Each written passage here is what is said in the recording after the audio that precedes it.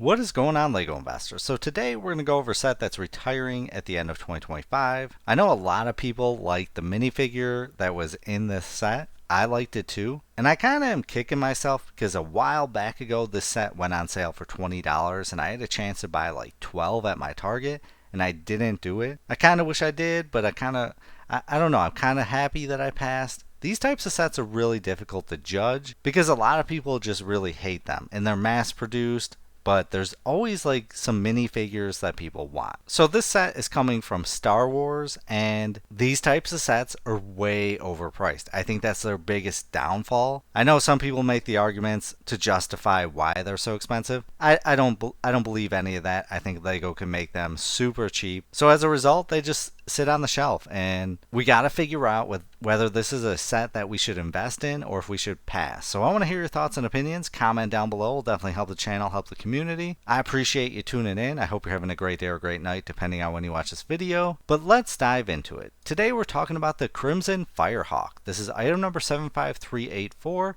This set is 136 pieces. It retails for $50. Comes with 3 minifigures. Well, 2 minifigures and a droid, as shown here. And yeah, for $50, see, this is the thing. This is a part of the 4 Plus set, and typically the 4 Plus sets are just insanely priced. Lego way overcharges for this. Like, the ship isn't that bad, but it's pretty basic. But I want this set for the minifigure. Essentially this minifigure right here, Nubs. So let's take a look. So we get all 3 of those minifigures. They're exclusive, so that's what you want when you're investing. And this one they've got a value of $20.82. That's pretty impressive. So we got Nubs pulling in 1090, Nash pulling in 580, and the RJ83 is pulling in 412. So, Nubs is the only reason I would purchase it. When I saw my sale before, I thought $20 was a fair price. But it's like, could Nubs hit $20 one day? Maybe 15 to 20?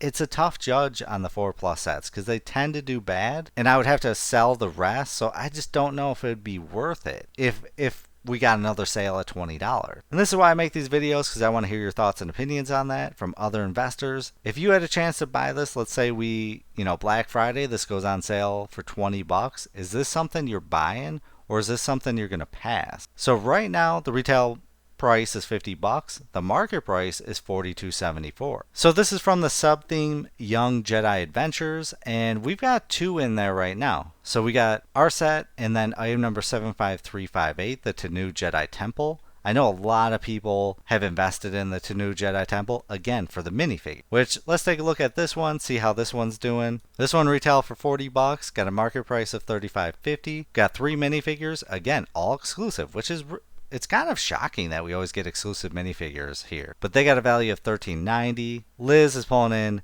$493, Kai is pulling in $418, and then Yoda $479. If I were to buy this set, I'd want it for Kai, and obviously Liz would be second. Yoda, not so much. But again, this is a 4 Plus set, really expensive for what you get. So we have gotten a few 4 Plus sets previously. So let's take a look at 2 just to kind of compare the cost and what you get and how well they've done. So we've got the infamous ATST, item number 75332. This set is a horrible ATST. And the price was insane, $35. Again, Lego is overcharging. I get it for the molds and everything, but they could really offer these for cheaper. And these are for kids. This is what angers a lot of people. And investors tend to avoid them. So this one had 3 minifigures. Again, all exclusive. They've got a value of $20.63. The market value of this set is $29.43. So we got the Imperial ATST driver, $615, the Wicket, $818, and the Imperial Scout Trooper, $630. So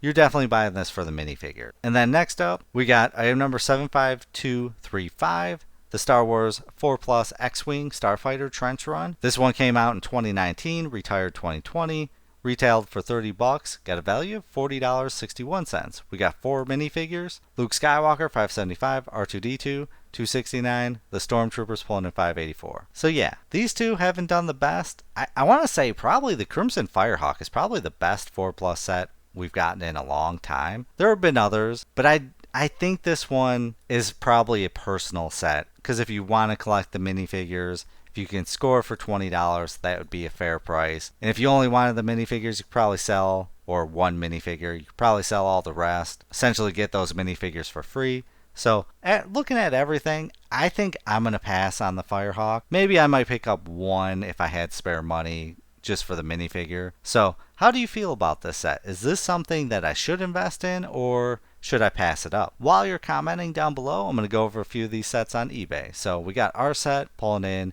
$25.58, $25, $15. Why is a Mandalorian here? Really?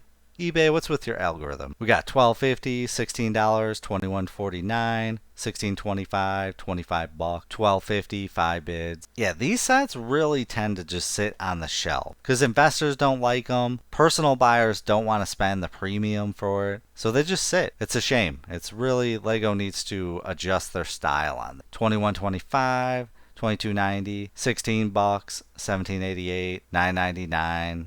Yeah, not doing good at all. And then next up, item number, here's the minifigures. So we got the RJ-83 droid, $7. Nubs is pulling in $10.99, $10.99, $10. I want to say Nubs at one point was pulling in above $20. And then Nash pulling in $9.37. So not bad at all. And then item number 75358, the New Jedi Temple, $13.79. Ooh, that's $10. $19.95, $13.99 for two.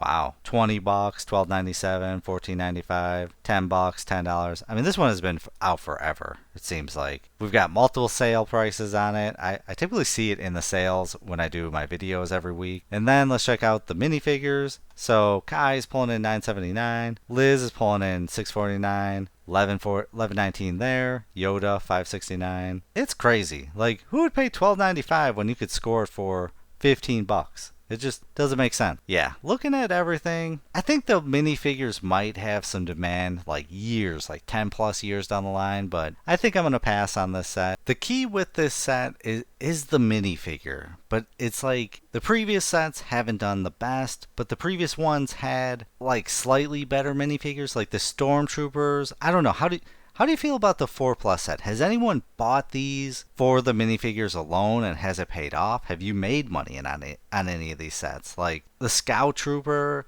the ATST Driver, and the Wicket. Like, would people want to invest in a set or buy a set later on in retirement for a minifigure like Kai? Or would they want like a Scout Trooper, Clone Trooper, Stormtrooper, something like that? I don't know. It's tough. These sets really they're hard to gauge, they're hard to invest in. I don't think it will pay off later on, but I'm sure there's going to be some set down the line that just really just shocks everyone. And I don't want it to be this set, because this one, I think this is probably the most expensive 4 Plus set we've got. I'm curious to see if they're ever going to, like, how high could you raise the price? Like, are they going to go beyond $50 for these sets, or are they going to try and stay in the $50 range now? I thought the ATST, like, everyone hated this set.